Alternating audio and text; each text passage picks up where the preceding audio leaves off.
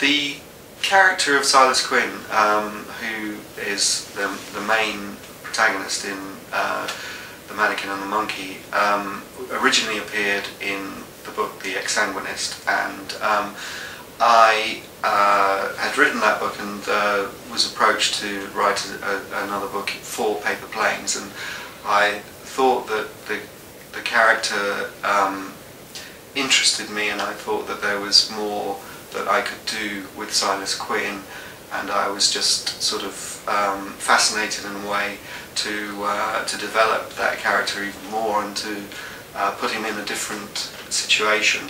And I was quite interested in the idea of trying to write a kind of detective story that is a sort of classic locked room mystery, which is a sort of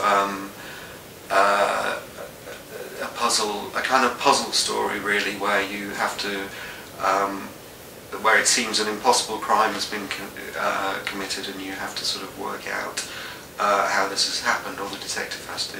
And I sort of saw that as a challenge to myself, really, and thought, could I do one of these? So that was how it started, and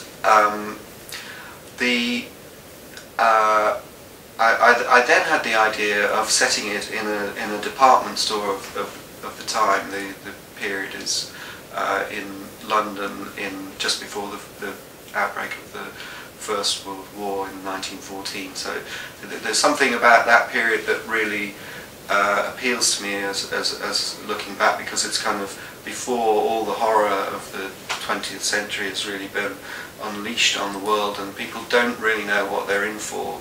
And there's a kind of last sort of golden sunset, if you like, before everything breaks loose. So I was interested in the first of the Silas Quinn stories in actually hinting at sort of the horrors to come in a different way, right? Trying to come up with something almost that sort of summoned in the First World War, if you like. In this one, the challenge was slightly different and slightly more formal. I would just say something about the character of Benjamin Blackley, who is the sort of the owner of the department store.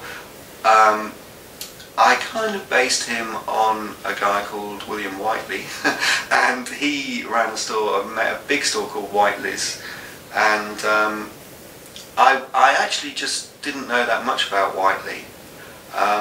And I was reading, but I had the idea of using a department store for a setting, and I got a book called Whiteley's Folly by Linda Stratman, and was just reading this story, and this was after I decided to write a murder story set in a department store.